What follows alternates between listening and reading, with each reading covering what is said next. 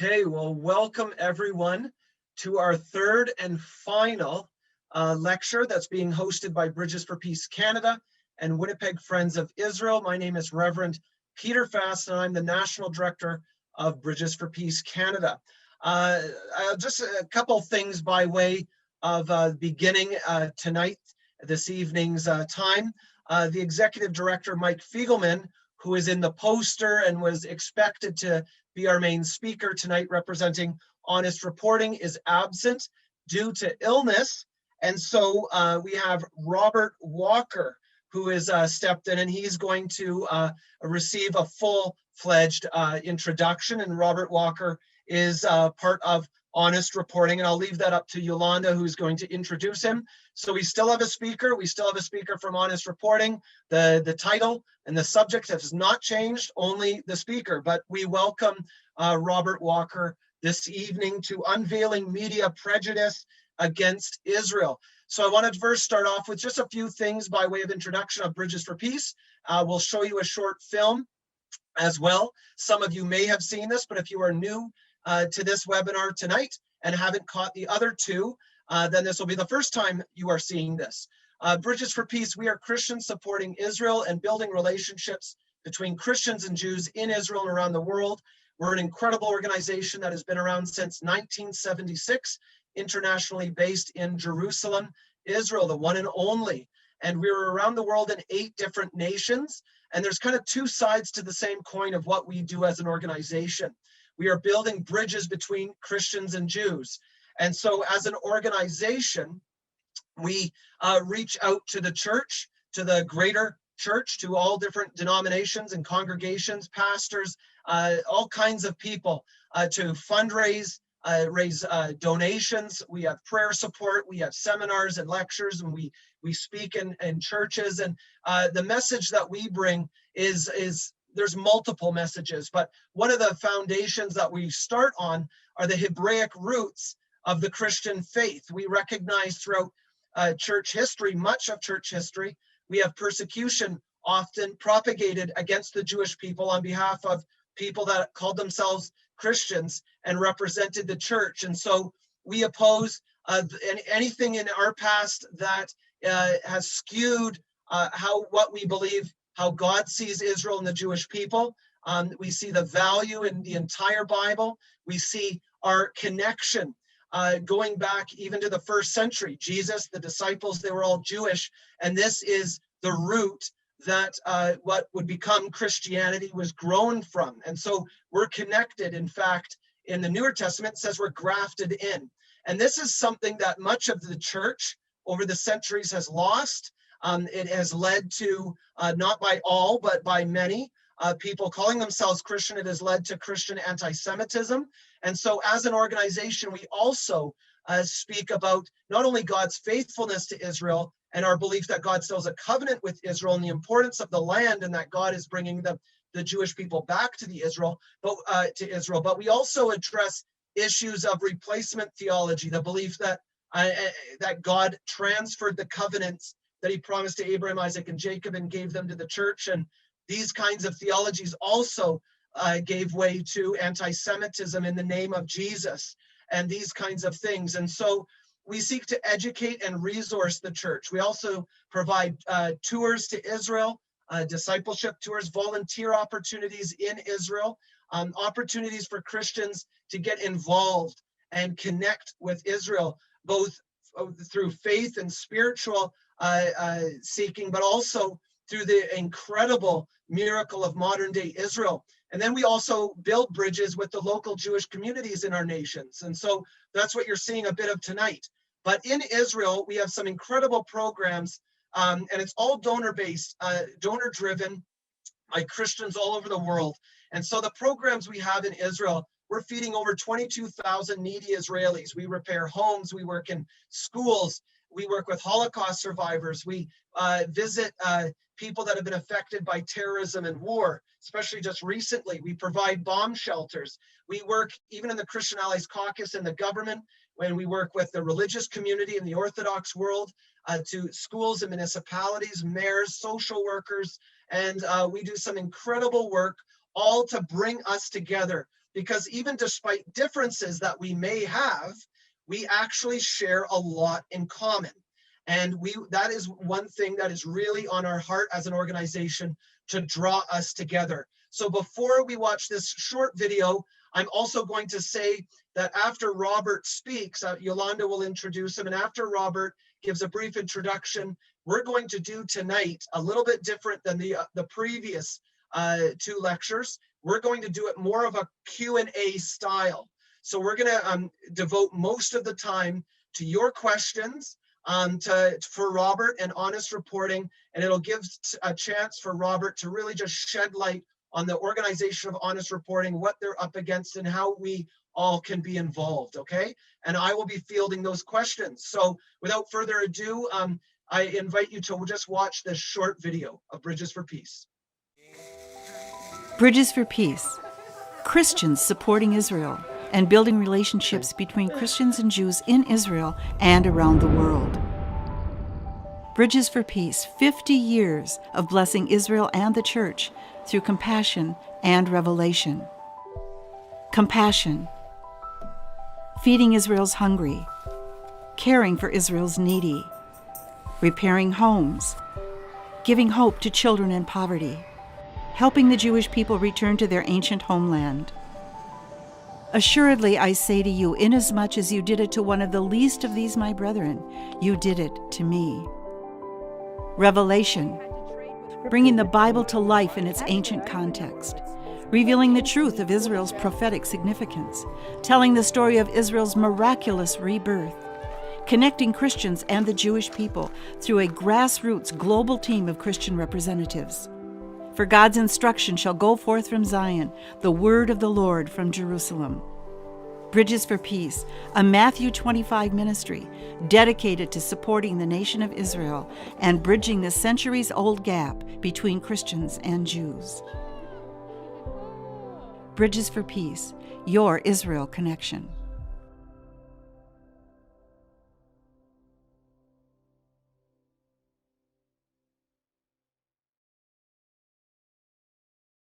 Thank you, Peter. Just a moment. Thank you, Peter, for this introduction. I will just introduce Winnipeg Friends of Israel really quickly and our speaker for tonight. Winnipeg Friends of Israel is a grassroots organization. As you know, we established it in 2014 during Operation Protective Edge. It was established by a group of activists that felt the need to disseminate Israel's narrative because of a biased media. We felt that the media as a whole presented an unfair, out of context, and a very partial report about Israel, and we wanted to do something to change it. As the years evolved, we have managed to help change perceptions about Israel by organizing rallies, reaching out to other communities, but especially through education. If we thought that we made strides during the years, Operation Guardian of the Walls proved to us that our work is even more important and needed in 2021. We're very proud to stand with Israel, and we will continue to do our part to fight anti-Israel, anti-Zionism, and anti-Semitism where and when it's needed. If you're on Facebook, I urge you to click like on our page so you can see our posts. And I also ask you to share our posts so your friends would see it as well.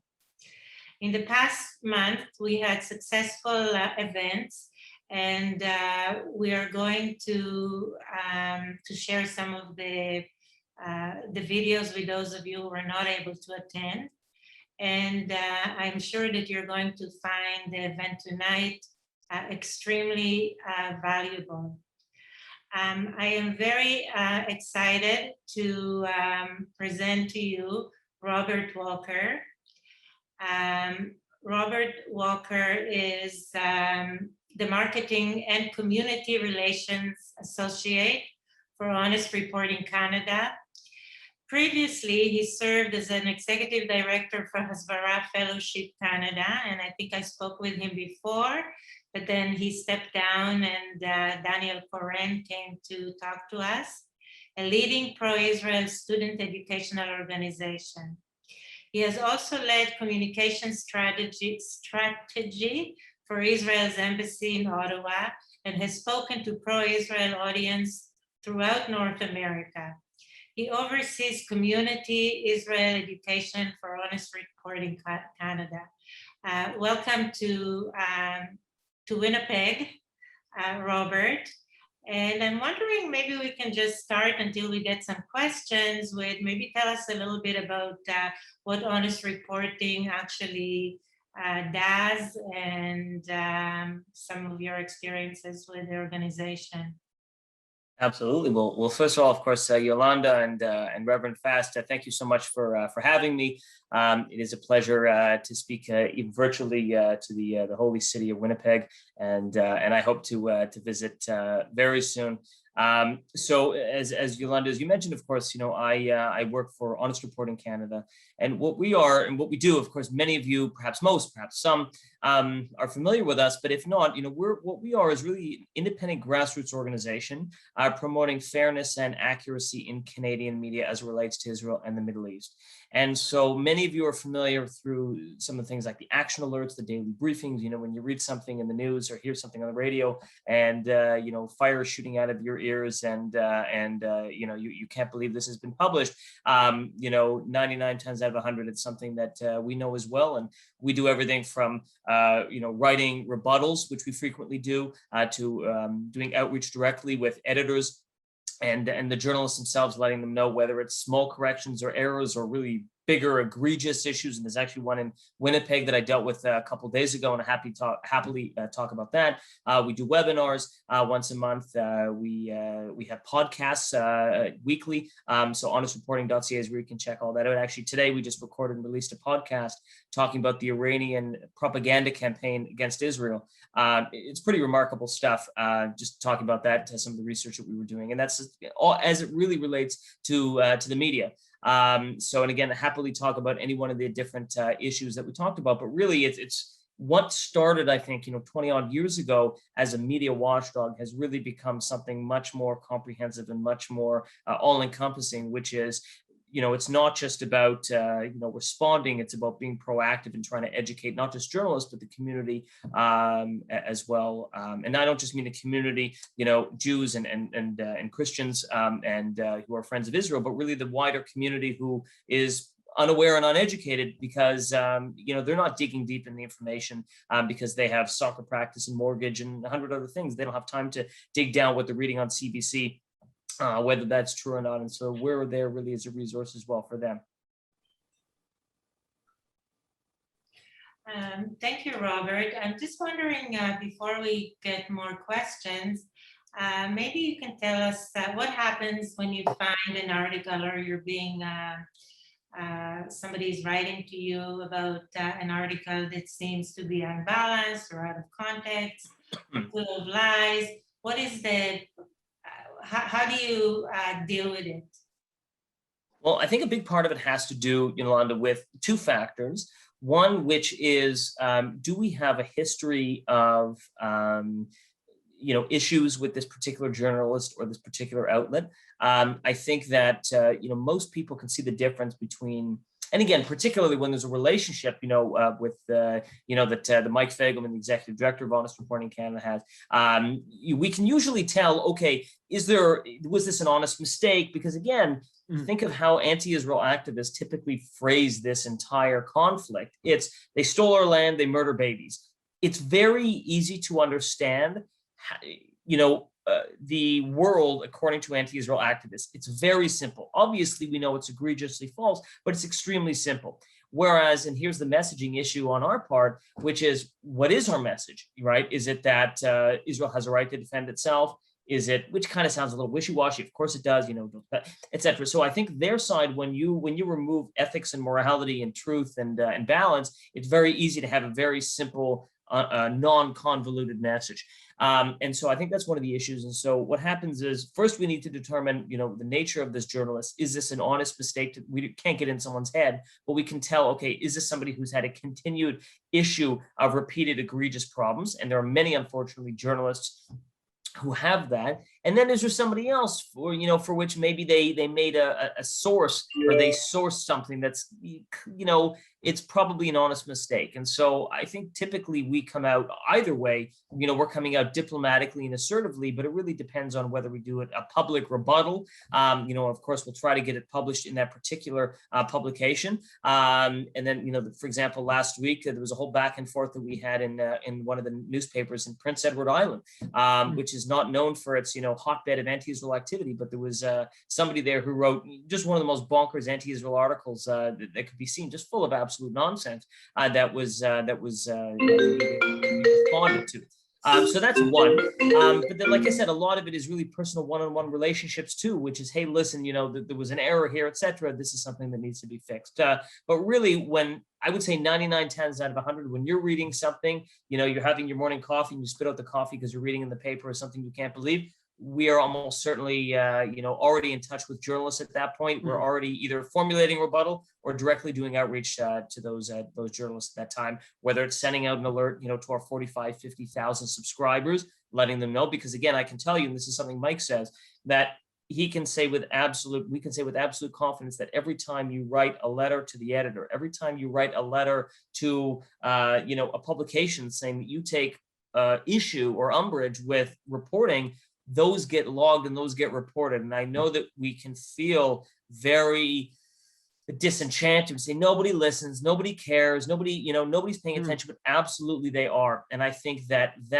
apathy is a major enemy of effective outreach and effective advocacy. So really, we have to get that, those negative thoughts out of our head, because the moment we start to feel helpless and disenchanted that, it's there's nothing to do. No. Whenever you read something, do two things. One, contact Honest Reporting Canada. Two, contact the outlet directly. Be polite, but be direct and say why it has an issue, why there's an issue with it. So, absolutely it has an impact. And we have many, many successes of corrections, not just of corrections, right? But really when they publish, our rebuttals on, or ours or that of our subscribers. So I think we have a very, proud track record, and that's really as a result of people who are sitting there and reading and not liking what they're reading and making sure that their voices are heard. So you play an absolute integral central role. Thank you, Robert. I'm just gonna just remind everyone, and I see we got our first question put into the chat, but everybody, you can see at the bottom of your webinar screen, it'll say Q&A or chat. If you have a question, I prefer just throw it in the Q&A, but if you can't see that or you end up typing it in the chat, I'll be monitoring both. So the first question here, Robert, for you is from Brad. He says, what is the most effective tool of civil disobedience directed towards skewed media reporting as conducted by CBC, Toronto Star, and Winnipeg Free Press, and politicians who have expressed allegiance to Israel but have not spoken out in support of Israel's situation? He gives one example of an MP here in Winnipeg South, James Carr. So, all right, well, that's a tough question. I think I'm done for the evening. No, I will. So really, okay, so I'll break that down. So first of all, Brad, thank you for that question. So first of all, what's the most effective tool of civil disobedience directed towards skewed media reporting? So one is, make your voice heard. You have to contact them directly. And that's what I just said. I know I just said it a couple of minutes ago. So really, there's two things, actually. One, obviously, contact Honest Reporting Canada, honestreporting.ca. And that's one. And two is contact them directly, because, if you share this on Facebook or share this on Twitter or share this on LinkedIn or tell your friends or tell your spouse or your cousins or your next door neighbors, that's great. But they need to hear it from you directly. And even better, email your friends about it. Create a little group. If only there was a group, almost like a Winnipeg Friends of Israel, let's say, and there was such a group, so tell Yolanda, tell, Reverend Fast. And I think that there's, of course, tell Honest Reporting. So I think that there's power in numbers, but you absolutely need to make sure that your voice is heard. I know it sounds like, okay, well, what else is there? But the reality is we can't skip stage one to go to stage two. Stage one is really, really critical. Now, of course, if you're dealing with, long-term egregious, journalists, who are just historically very problematic, it's a different story. I would suggest reaching out honestreporting.ca and again saying, well, what do we do with this? Because like I said, 99% we are already dealing with. We don't have the power to, tell journalists what to say. Well, this is a section 2B of our charter guarantees thought, belief, opinion, expression, and it's a cherished Canadian ideal. At the same time, we have the right also to challenge misinformation. But again, we don't know everything and we can't be everywhere. And so we do rely on people letting us know, and speaking out directly as well. And that's one. With respect to politicians, perhaps a little bit outside our bailiwick, but really I would say it's the same thing.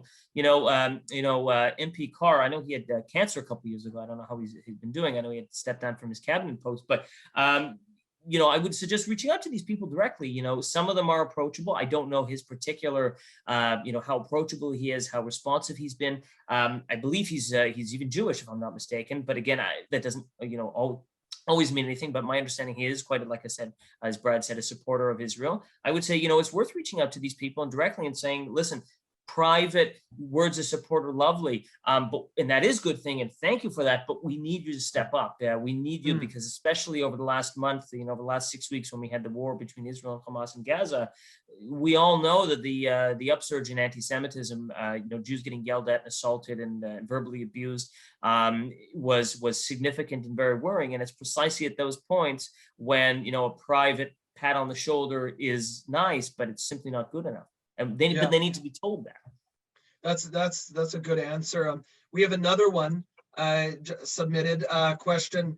How do you address, with honest reporting, how do you address celebrities or stuff like this? Celebrities posting on their Twitter feeds or podcasts, or we could just branch that out to social media bias in general, which is just going crazy.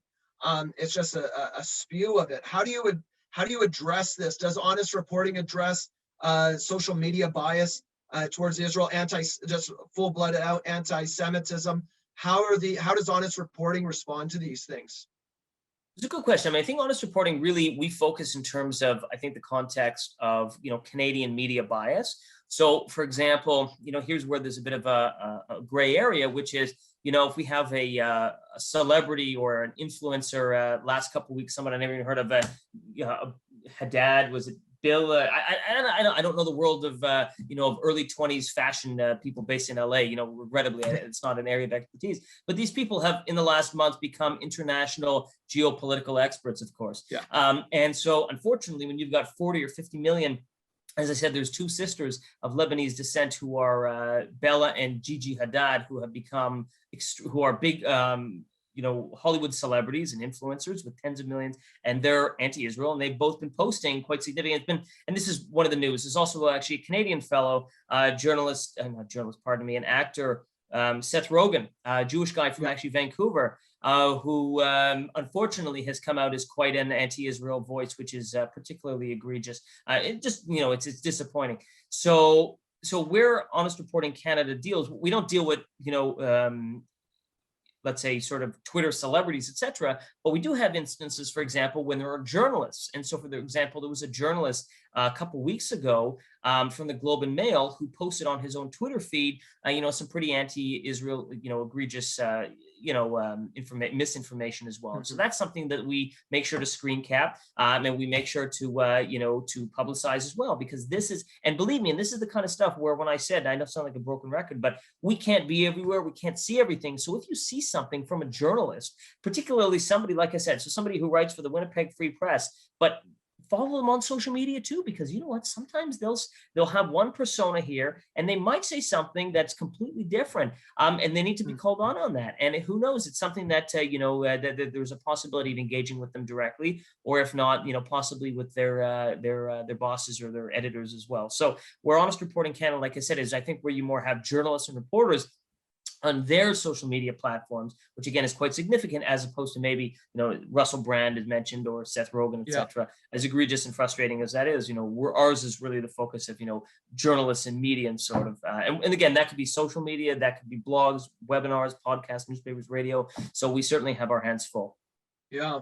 Well, I got a question, and Yolanda, you can jump in whenever, when you have something. But when you come across something and you address it in the media, how do these media outlets, newspapers, stations, etc., how do they typically respond to you when you point out error? Like when we're not even a misunderstanding. I mean, you can email a journalist directly, but let's say there's something major that you have to respond to, a major company of whatever kind. What's the relationship like how do they take honest reporting, pointing these things out and coming to them with the facts that you come to them with? What do you find across Canada with these media outlets when you approach them? Do you find them cordial, respectful? Do they oh, sorry, we didn't know this, or do they kind of tell you to back off? Or how are you received? So it's an excellent question. And I think, again, it depends on the kind of person. So I would say it's two categories primarily. One, which is, I would say in most cases, and this is really a bigger question people ask a lot, are journalists biased? I mean, every human being is biased to some degree, but are journalists, they have a bone to pick. Like, what's going on? How can we explain this anti-Israel propaganda and anti-Israel misinformation in the news? How do we can't understand it? So that's a bigger question I'll happily answer as well. But I think one is, in the vast majority, I don't know, I hesitate to give a number to this, but really in most cases of journalists and editors, they really are open and receptive. The proviso being, it depends how we approach them, right? So, and again, this is where relationships are critical. So, us reporting Canada, it's all about relationship building. If we come in and say, you're an idiot, you wrote this, obviously it's, self-evident, schoolyard taunts aren't going to work. And so it's really based on relationships. Journalists may come and go from an outlet, but they're going to stick around most likely in the, in the industry. And of course, their editors are going to be there longer term, even if journalists may come and go. So I think when we have a situation, most journalists are genuinely open-minded. Most journalists, I think, genuinely, they have biases, like every human being has biases, but they are genuinely, certainly in our experience, open to being corrected, assuming it's done obviously in a professional, cordial way. Then we've got minority with 10% maybe. I don't really, I hesitate to, like I said, to give a number. And these are the people for whom I don't know what's in their head. I don't know whether they have a bone to pick. They come into the office every morning saying, I'm going to slander and libel Israel. I think it comes from, they have a particular worldview. It could be laziness. It could be, intellectual laziness. I think it could be, there's a particular worldview, but I think generally it could be a combination of that, where they just genuinely see Israel in a particular light. They genuinely see Israel as the strong, particularly in today's sort of, milieu. I think they see Israel as the strong power, which automatically translates to being the villain. They see Israel as, the other side, like I said, the anti-Israel activists. Their message is clearer, it's more succinct. Israel stole our land, Israel murdered our babies. You don't need to have a PhD in political insight to understand what that's talking about.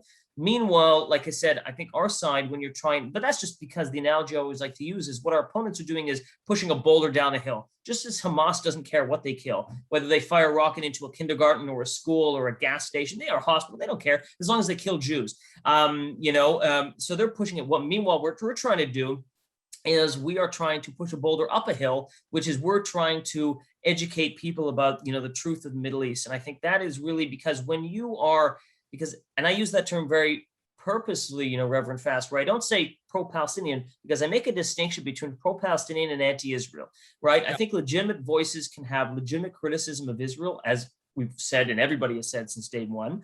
But I think the difference is when there are voices which seek to demonize and delegitimize Israel and apply double standards, that's not pro-Palestinian, because they're not helping anybody's cause, least of all the Palestinians. And there's many issues, I happily talk about, like I said, some instances where no Palestinian is being helped, for example, by the boycott movement against Israel, right?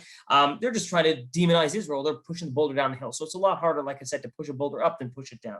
So in those situations, I think, that helps to explain why some of these journalists, where you see a repeated issue of anti-Israel misinformation, why that's happening, I think, because I'm not in their heads and I'm not a psychiatrist, but I think the issue is because genuinely it's easier to answer, it's easier to depict Israel as the aggressor, as opposed to understanding the real complexity of the Middle East, where you have two peoples and a tiny sliver of land, and you have legal rights and moral rights and historical rights all at play. And it's, nothing is perfect, and Israel's not perfect. And you've got, the pro-Israel side saying, honestly, Israel's not perfect because it's not perfect. And then the other side says, yeah, Israel, you're right. Israel's not perfect. It murders babies and harvests organs and, uses, Christian baby blood for I don't think they said, but, obviously, but I think that's how, for Mutz, of course, that's the old blood libel. But I think what you're seeing today, actually, I mentioned that, is there is unfortunately a use, a lot of these,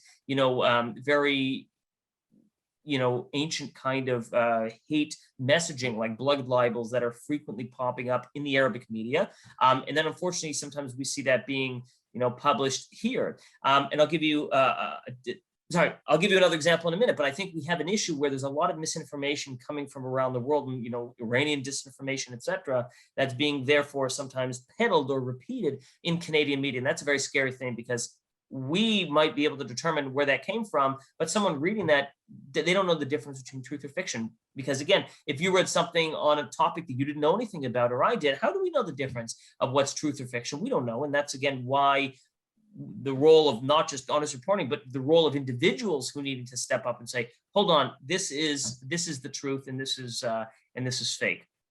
I just want to add something, and I see that Sylvia wrote about it, and she said the phrase "they stole our land" this land does not belong to the Jews for 2,000 years or more years ago. So I think there is a frustration, because there is sort of an attempt to revise history. Yes. And it seems that a lot of these revisions of history, people accept them as if they are the truth. And we are very frustrated with the fact that the true history, or the true facts, are not coming out. And I think Sylvia expressed it really well. We have another question here from Brad, and he wants to know if demonstrations in front of media outlets that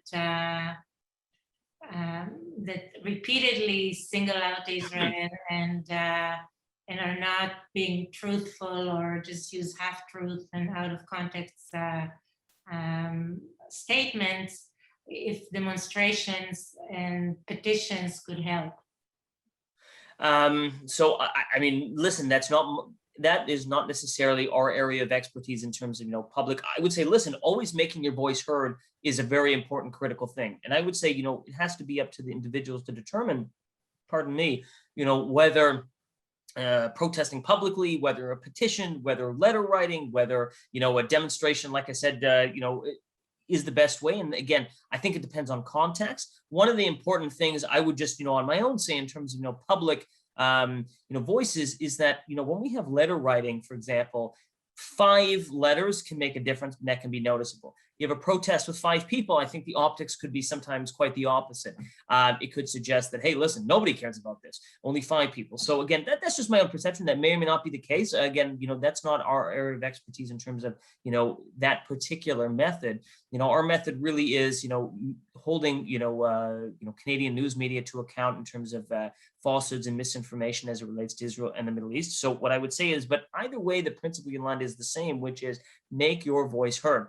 Again, it's not up to me to say, because every situation is different, right? Whether, one situation calls for a demonstration, and I'll give you an example. I don't know last month whether there were any protests or pros or rallies in Winnipeg. I suspect that they were.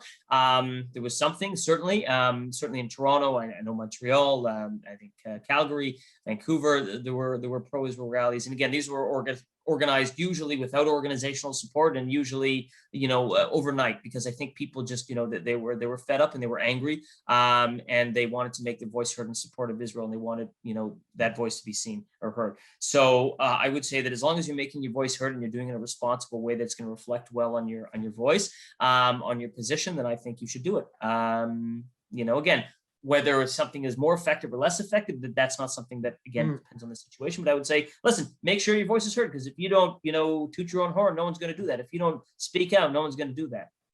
Yeah. I got a question here, Robert. And, some of what we've talked about and some of what you've mentioned there, Yolanda, and you're bringing up what Sylvia mentioned, how frustrating it is when rewriting historical revisionism and these things.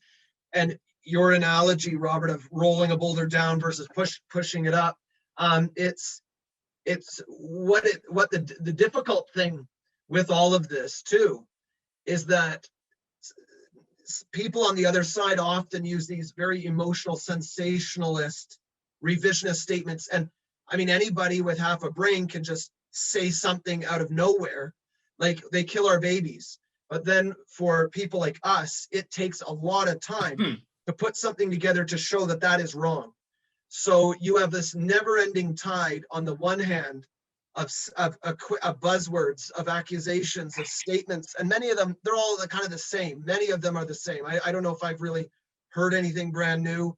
I've even heard of things, claiming that Israel trains dolphins to spy on Palestinians. So things like this, but it takes time. And I want to segue into Cindy. Cindy here asked a question, and it relates a little bit to what Sylvia also said. She says, so because the damage is done when any of these articles come out, damage is immediately done, because you said a lot of people are intellectually lazy. They have all of these things. They're not going to do the research themselves. They read a real powder keg article, and that does immediate damage. Now, she says when the damage is already done with the rewriting of history, how long does it take until they retract the falsehoods, or how long until your rebuttal is published? Because both of these things take time. And I mean, I think the sentiment that she ends with, a lot of us feel like this, and this isn't putting a spotlight on just honest reporting, just generally. She says, if indeed it is effective, please convince me with the increase of anti-Jewish Israel sentiment that is indeed, that it's not indeed a losing battle. Like it does.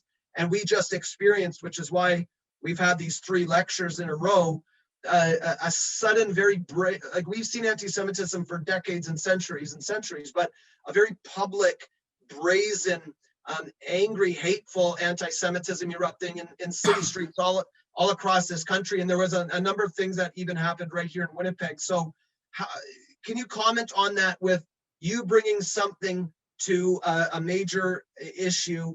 How long does it take with a rebuttal? How long does it take honest reporting to publish something? And how effective is this? Right. So, I mean, really, I think the first thing, when what you said reminds me of, a verse in Ecclesiastes, there's nothing new under the sun. And I think that really what it means, in this context really is that everything you read, as it relates to Israel, every slander, the Dolphins is an especially hilarious one, but this isn't being recorded, right? It's not true, guys. But I think what it really comes down to, really, in my experience, is a couple arguments that it all comes down to. It's apartheid, it's racism, and it's excessive force. These are really the claims that are made against Israel, right? That Israel basically, commits these horrible crimes against Israel, but really that it comes down to one or two things. So I think when you boil it down, it becomes a lot less intimidating. And I'll tell you one of the, I wouldn't say technique, but one of the ways, because it can be very tempting. And what you mentioned is very tempting. You read an op-ed, for example. And there was an op-ed actually in the on CBC News from a guy in Winnipeg this week, and it was you read it, Yolanda, and it was crazy. We put out a and essentially, it's very, very tempting to read that and feel tempted to respond to every single item in there. But if you do that, there's 2 issues. One, you'll be here till next week. But 2, just as importantly, is that you're letting them create the agenda, right? you are basically, it's the question of like, how often do you beat your wife? It's like, there's no right answer to that. I don't, right? You've heard that proverbial thing where it's like, well, so I think the important thing is it's important to answer the most salient, egregious lies. But then I think it's very important to point out what the bigger picture is. So, for example, someone comes and says, Israel harvests the organs of Palestinian babies, and Israel murders babies, and Israel stole the land, and Israel did this. It's like, okay, like I said, we could write 20,000 words on why each one of those things are false. But I think it's very important to very briefly, very succinctly say why the most fundamental, thrust of the arguments, like I said, he might present 15 different arguments, but they most likely fall into 2 or 3 things. Like I said, there's nothing really new. It's all the same recycled, regurgitated stuff. But then ultimately what the bigger issue is, and 99% of cases, certainly in the op-eds and the rebuttals that you've seen, the Honest Reporting has written, it comes down to the intransigence on the part of the Palestinian leadership to accept Israel's right to exist. I mean, really, that's 95% of what we're talking about here.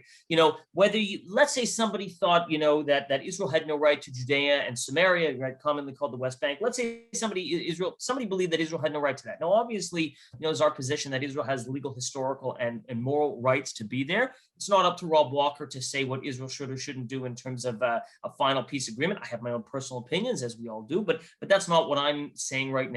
But I think it is very important. I think when we're arguing, in an op-ed or whether it's an op-ed, a proactive op-ed, or in a reactive rebuttal, I think we're, like I said, we're pointing out the egregious, most salient points, but then say, okay, enough of that, because again, we can't just be playing defense all the time. So we'll say, okay, but ultimately, what is the issue here? And usually it is, the CBC Winnipeg one, he mentioned the Nakba, which is Arabic for catastrophe, right? Which refers to, of course, Israel's creation. And, and then he gives at the end this very poetic, very heartwarming thing. It says, well, I hope that, Jewish students in Israel one day will read a land acknowledgement saying they stole the land from the Palestinians, and we wrote something, that again, hopefully will be published soon, which essentially said, listen, that is obviously, we accept the right of the Palestinians to have a state of their own.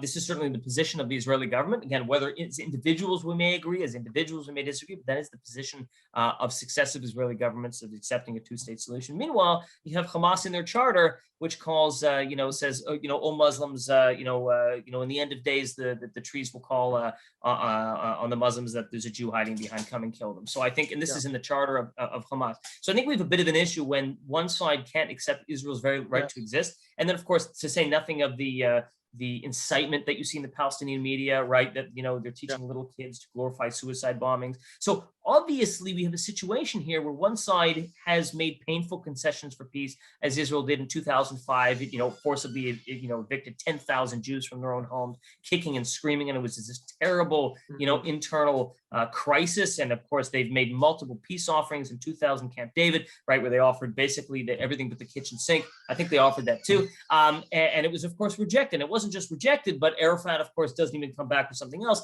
He starts the Intifada. And so again, the most salient points is that the refusal of the Palestinian leadership, whether that's Hamas or the Palestinian Authority, to accept Israel's right to exist. It's the incitement that they are not just not accepting Israel's peace offerings. It's not just that they're not presenting peace offerings of their own. It's that they are brainwashing the entire next generation of poor Palestinian children, who instead of having a normal childhood of fun and games and coexistence of peace and optimism and a bright future, it's about I want to be a martyr, I want to be a mujahid and blow myself up in a room full of Jews. Right. I mean, and I think that the more we communicate that, those are the issues, right? You can tear down houses in a settlement, you can tear down a wall. Again, whether it's your belief or my belief that Israel has the legal, and I certainly believe that it has a legal, ethical, and moral right to be there, historical right to be there, ultimately Israel will make those painful concessions for peace if it determines that it's the important thing to do so. But like I said, you can tear down houses and walls and whatever, but the one thing you can't bring back, is these people who have been murdered. And I think that it is absolutely critically important that we hammer that again and again and again, which is, unless we get to that point where they accept Israel's right to exist, then literally everything else is just, we're just talking in circles.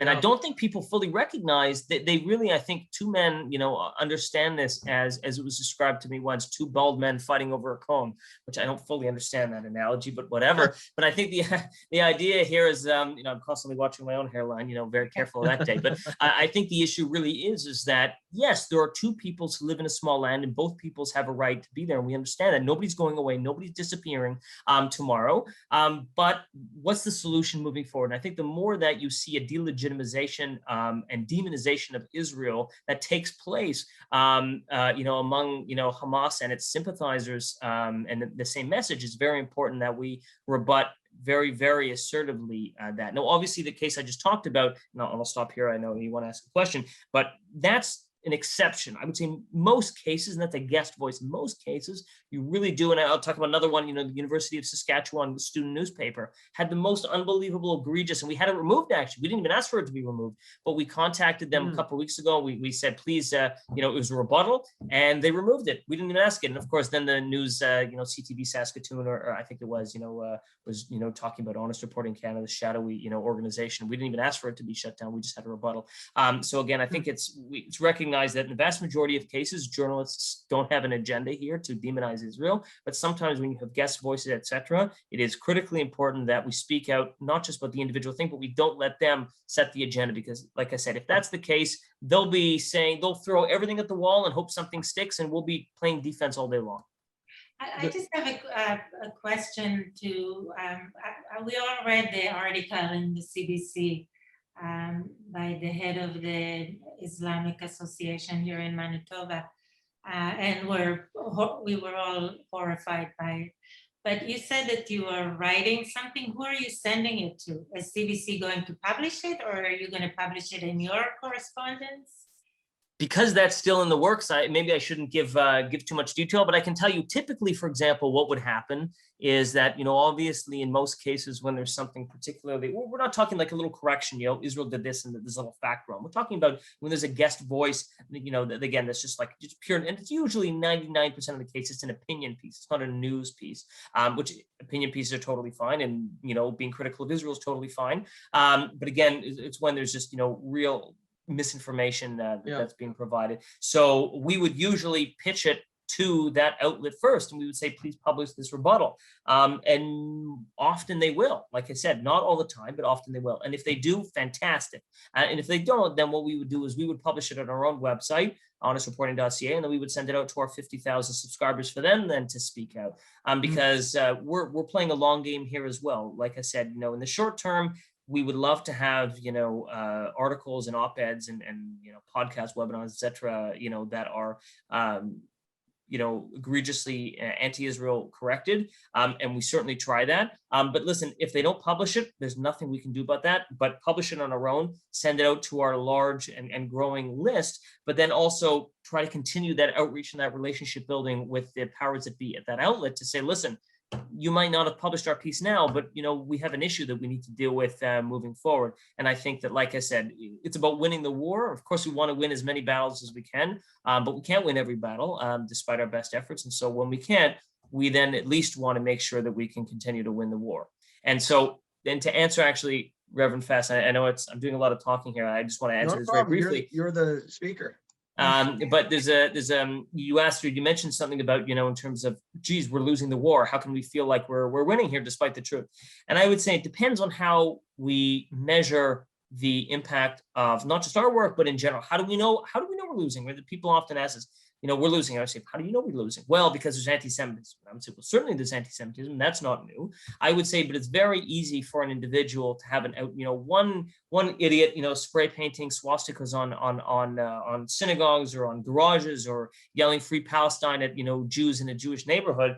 It makes a lot of news, but that isn't necessarily representative, of course, of anybody beyond him. Right? Just as if I did something stupid, right, or something egregious or hateful against, the Muslim community, or Arab community, or anybody, right, people who wear purple shirts, right, people wouldn't say, well, there's an outreach, there's an incredible, uptick in anti-shirt hate or anti-purple shirt hate. I think that it may be the case, and there is absolutely an uptick in anti-Semitism in the last month. There's no question about that. And Jews are, according to Statistics Canada, the #1 targeted group of hate crimes in this country. So we know that to be the case. At the same time, I think it was the Anti-Defamation League in 2019 or 2018 put out a study, and they found that I think it was only 8%, if I'm not, this is off the top of my head, but I think it was only 8% of Canadians harbored intensely anti-Semitic views. And they surveyed, again, a whole bunch of, I'm just remembering this because I know we wrote something about this recently. They had surveyed anti-Semitic attitudes in a whole bunch of different countries, Canada, the States, a bunch of countries in Europe, South America. And they found that Canada, or Canadian population in general, was one of the least, was like the second or third least anti-Semitic country. And that's a wonderful thing. And I think that's in part of the work of all of us as a collective, like I said, whether it's Bridges for Peace or Winnipeg Friends of Israel or Honest Reporting Canada, really is individuals speaking out and educating our friends and family and peers and neighbors and coworkers and so on. So don't lose hope, and I would say it's very important that we don't think that, the vast majority of Canadians are anti-Semitic. They're absolutely not. The vast majority of Canadians are not anti-Semitic. I think the vast majority of Canadians probably have misinformation being put into their heads about Israel. And I think that is where it's important that we effectively, communicate and, like I said, do that outreach and education. But, really, I think when you're speaking to people, and it's very encouraging to know when we speak to most people, they don't hate Jews, they don't hate Israel. They probably have some skewed, picture in their mind about what's going on, but that's not something that's unfixable. There was a question within like the news media. Is the anti-Israel bias in the news media the accepted narrative within the journalistic world? And is pro-Israel coverage discouraged in the mainstream media? So not talking about like smaller newspapers, but, Global TV, CBC, we could even go beyond just like CNN, stuff like that. Right. Pro-Israel journalists, are they few and far between, or is there an accepted narrative? What is honest reporting? How do you guys see that? So, again, I speak not as the executive director of Honest Reporting Canada, but Right. But I speak, obviously, somebody who works very closely with Mike. So, I want to say that, because we're talking about sort of, there's a certain psychological element to this. I can only speak for myself and how I personally perceive it. But the way I see it is that I don't think that there is some kind of a, call it a witch hunt or a sort of McCarthyism against pro-Israel journalists generally. I'm sure in some cases that's the case. What I would say is I believe there's probably an accepted narrative, for example, that Israeli communities in Judea and Samaria is against international law, right? That Jewish settlements in the West Bank is against international law. I think that is probably the accepted narrative, in my personal opinion, among journalists, right? If you ask most journalists, I think they would say that matter-of-factly, right? They matter-of-factly as if, it's sunny right now or it's snowing right now, right? I think that is probably how most see it, right? Most probably see it as and that's not because they have an agenda necessarily. I think it's just because our opponents have done such an excellent job of communicating that Israel stole the land, that it's almost like it's an article of faith. Where it's like, of course, like Israel, of course, Israeli, settlements in the West Bank are illegal according to international law.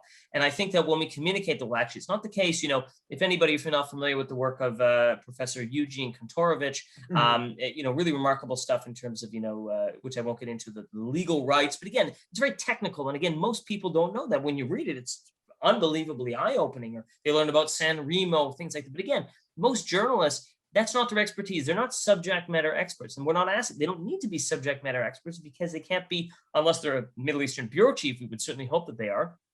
Pardon me, but sometimes they get dropped in there, parachuted in there for budgetary or other reasons. And so one day they're covering, crime in Winnipeg or Vancouver. The next day they're the bureau chief in Jerusalem. So I think that is the case. But in most cases, we're dealing with people who they're not subject matter experts, right? I studied journalism in university. Mike Fegelman studied journalism in university. And again, they don't teach you, I think, it's communication skills, it's research skills. But again, today, when we're dealing with, you have to be first, that often is more important than you have to be right, and you have to be accurate. And I think that accuracy is often the first victim of this 24-hour news cycle we have, thanks to Twitter and Instagram and social media, where, hey, if we're not the first person that publishes this, we're wrong. But guess what?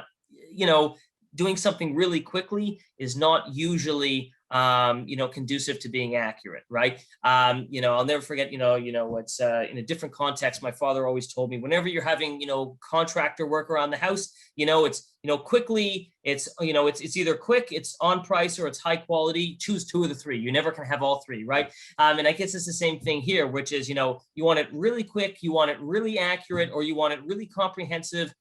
Choose two of the three, or at best one of the three, sometimes none of the three. But really, I think that's one of the issues that we're dealing with. But I would say that if you look at journalists as, these are people who, they're writing that, everybody says, the government, the Canadian government says, every government says, Israeli settlements are, are illegal against international law. I mean, heck, Donald Trump, right, had to move to the embassy to Jerusalem.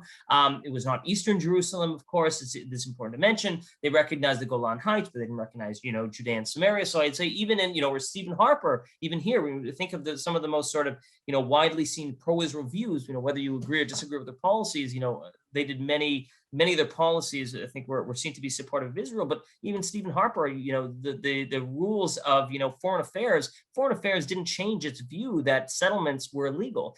And I think that when you have journalists, they accept this, like I said, an article of faith. Well, the UN says that. Well, again, you and I know how deeply corrupted so much, unfortunately, the United Nations can be, unfortunately. Mm-hmm. And so, again, I think they take this as like, it's kind of a given. But when you share with them that, well, actually, it's not really the case, it's a paradigm shift. It's an epiphany, right? Right. It's something that's totally, it's it's a conversion on the road to Damascus, as it were, the Christian audience. So, share, of course, in terms that we understand. So I think that's how, but again, they don't know that. And so when we share that, it's like, mind blown. So we need to share that. And I think those are some very excellent points. We probably have time for one more question. And actually, this kind of segues, is a little bit part of a question that I had written out, but I'm going to read it. Miriam sent a question here. Basically, like, we are preaching to the choir, and that's something like, we all have our choirs. We all have, you have your 50,000 people that will follow Honest Reporting. Winnipeg Friends of Israel has Winnipeg Friends of Israel that are part of it. And Bridges for Peace, we have people that connect, and more we try to reach out. Of course, we don't want to just live on a little island with our choir and go down singing whatever song. We do our outreach. We want to educate people. We want to expand that horizon and challenge. But sometimes it feels, and I think it's not always the case, but it does feel sometimes that, are we preaching to the choir, or is this just the choir? But how do we get the other? And this is the part of that question. How do we get the other to read your work? How do we respond beyond your 50,000 or our people and Yolanda's? How do we take this message out? What are some good constructive ways that you could describe to everybody right now as panelists, participants on this webinar? What could you leave them with as far as things that they could do to begin to go out and challenge people and draw people and shake them up with some of this stuff? Right. Well, first of all, I mean, it's a great opportunity for me to once again just thank you for having me. And really, it's a tremendous audience. I think that people after 15 months of this are so zoomed out, of everything. We're all zoomed out, and it's tiring. But we're so close to the end, and so I'll leave on that positive note anyway. But nonetheless, to get 50-something people, I think at one point we had 60 people, I think is a tremendous accomplishment. So well done, and I'm very impressed with that. So that's one. But really, I think that the concern is a valid one, which is absolutely, we need to be very, there's two elements. There's education, and then there's, wider, let's say, outreach. And I make a bit of a distinction. So what we're doing now is education, right? People here, I don't know, everybody on here, I don't know most of the people on here, but what we're doing here is internal education, which is, you're here because you're supportive of Israel.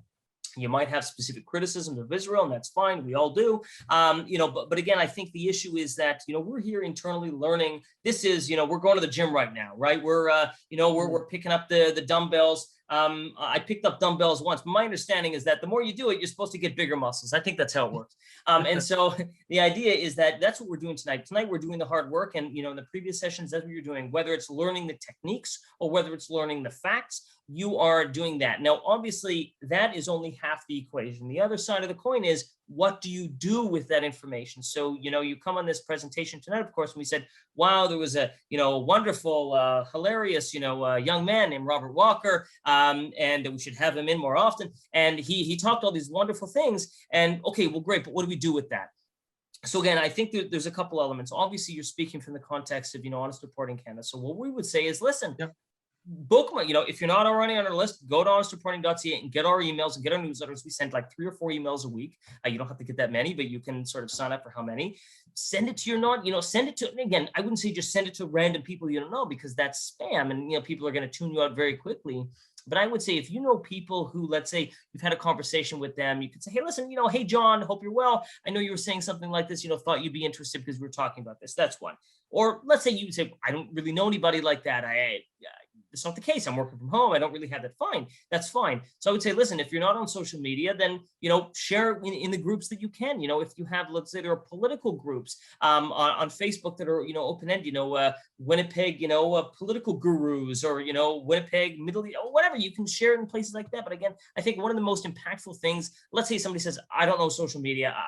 I don't know social media. I don't really have a wide connection to people. The most important thing that you can do is honestly subscribe to our alerts and respond and write directly to media outlets. Because best, of course, is if you reach out to your peers who are undecided about Israel. But if you don't have peers who are readily accessible, who are undecided about Israel, then you know what? The best thing to do, like I said, honestreporting.ca, like I said, we had a great podcast today. I recorded it, so you get to hear my silky voice talk about, Iranian propaganda campaign against Israel, which, just unbelievable. Listen to it. It really is like incredibly chilling what Iran is doing. But I think take that, and when we read, when you read rebuttals and there's an alert, Mike in Honest Reporting sends out an alert that says, CBC News or, the Winnipeg Free Press did ABC, say, email them, right? Don't feel, disenchanted. Don't think that your voice doesn't matter. That is the most fundamental thing. Think of this as almost like almost like a house, right? The foundation is making your voice heard when there's misinformation. The next step up is, telling your friends, right? The next step up is, communicating to peers, and random Facebook groups and Twitter accounts and so on. But like I said, anybody and everybody, doesn't matter whether you are a hermit living on a mountain with as long as you have Wi-Fi, right? You can, or internet. We're all here on the internet, of course. So I think as long as you have that, which is everybody here, you can make your voice heard, and you can email a journalist when you see something that's a problem. You can contact them on Twitter. That's sometimes the best way to reach them. If you're not on Twitter, you can get on Twitter. And again, do it in a respectful way, point out specifically what's wrong with it. You know what? That has a bigger impact than most people imagine. So, and that's accessible to everybody. That's my point. We can talk about how organizing, Brad asked about rallies and demonstrations, and, fundraising was a wonderful thing for wonderful causes, organizing car rallies. There's a million things that people can do. And I think everybody has to do an internal sort of calculation. What are my skills? What kind of time do I have? What are the resources, whether it's time or money or contacts that I have to do things? But anybody and everybody can write a letter. I don't just mean a letter to the editor, but can, lodge a complaint when there's a problem, because like I said, that will keep you busy enough. There's 2 or 3 of those a day. Brilliant. Thank you, Robert. Yolanda, do you have something to finish with? I just get a feeling that you're very optimistic about the media, where I felt this time around that there was a shift. And if there was a sort of like a hidden agenda before, now it was all out, and the media was, without any shame, being one-sided altogether. And I'm sort of worried about the next time that we will see an escalation in the fights between Hamas and Israel. And I'm just wondering, what do you expect in the next round that probably will come? Because as we learned, the Israeli army is not looking for a victory picture anymore. It's not what they're after. Right. So listen, I think what you're describing is, and listen, I don't think I try not to be a Pollyanna and just somebody who's, thinking that, oh, the world is perfect. You could certainly ask my wife. I'm not the most optimistic person in the world about most things. But here, I think there's two reasons I'm optimistic. One is because listen, we have to be optimistic. I think, I know that ultimately, I'm a person of faith as well. And I don't believe that I'm in ultimate control of the world. But it doesn't matter, if you're a person of faith or not, like I said, I know I'm speaking to a group where many of us are, but whether or not is that ultimately we can only do our best effort. We can only do our best effort. And ultimately, whether the rest is out of our control. We can only do, I know you're Israeli, Yolanda, that's hishtadlut, right? We can only do our best effort here. So that's it. That's one. And I think the more optimistic we are within realistically, again, not, head in a cloud, I think that we can honestly believe that most people are open-minded. Most people are good people. Most people, like I said, according to the polls, are not anti-Semitic, etc. So I think with all that, now, the other part of what you said, which is what do we do in preparation for the next time? And that's exactly why it's important now. That is exactly why, it's so important to make your voice heard when there's an alert or there's an issue, to contact these journalists directly and say, listen, there's a problem, because you know what, maybe next time some of these journalists who, if there was another war tomorrow, would have said Israel is occupying Palestinian land and genuinely believing that to be the case, maybe in a month or two, if they write something, we can correct it, or at least we can engage with them, because there are incredible stories of people who just their minds were changed, and what a novelty these days, we're actually being open-minded. But many people are open-minded, but we have to actually engage them. They're not going to change their mind if we don't engage them. So that's what we have to do in the interim period, Yolanda, before the next one. And I can tell you're not the biggest optimist when you say the next time, because everybody knows there's going to be a next episode. But again, I think that's what we have to do, is we have to be actively outreaching with them now. So next time, and again, I think that's also a part of the relationship building, which is, hey, you've never heard from me, but I'm here to complain. When they write something good, email them and say, I appreciate. It doesn't have to be the best prose or thing. Say, listen, I appreciate that. That was not an easy thing to write, but it was balanced and it was well written. Thank you. So you know what? Next time you write something and complain, they might be more open to it too, right? That's a good advice. Yeah. Well, thank you, Robert. We're a little over time, and we just want to say thank you to Honest Reporting. Even though Mike was sick, I'm so glad that he quickly rushed in there and provided an excellent resource in you and presenting Honest Reporting to us. I would say to every participant, if you do not follow Honest Reporting, you should. And this event has been recorded like the other two. I know the first one with Kasima Fees has been released on both Bridges for Peace and Winnipeg Friends of Israel Facebook. But we're also gonna edit and release Amiram's 2 weeks ago. This one will be edited, and we'll release a playlist for all three. If you've missed it, you can watch. At the end of that will also be we're in the editing process. We're going to add some information. So we'll add the website for Honest Reporting.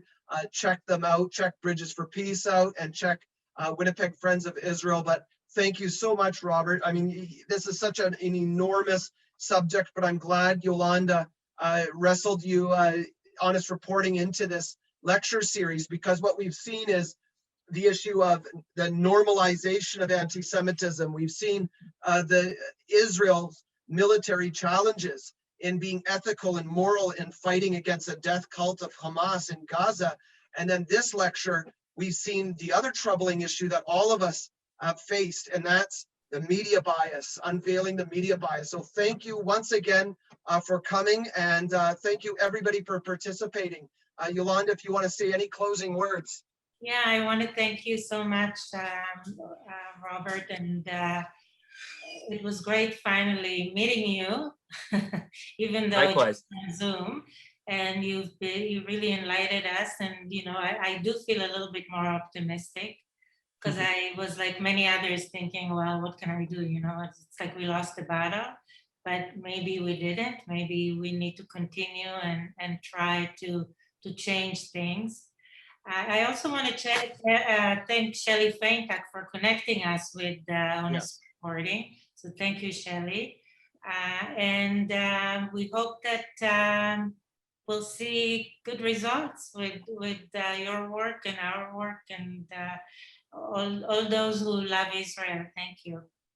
Thank you. And I want to say, obviously, that, thank you again for having me. And Winnipeg, Winnipeg's community, Jews and Christians alike is famous for its support for Israel. Not every community has this. And so you definitely should take a lot of pride in your work. Thank you very much again. Thank you, Peter. Thank you. Okay, well, take care, everyone. Thank you for attending. Thank you, Robert. Bye-bye.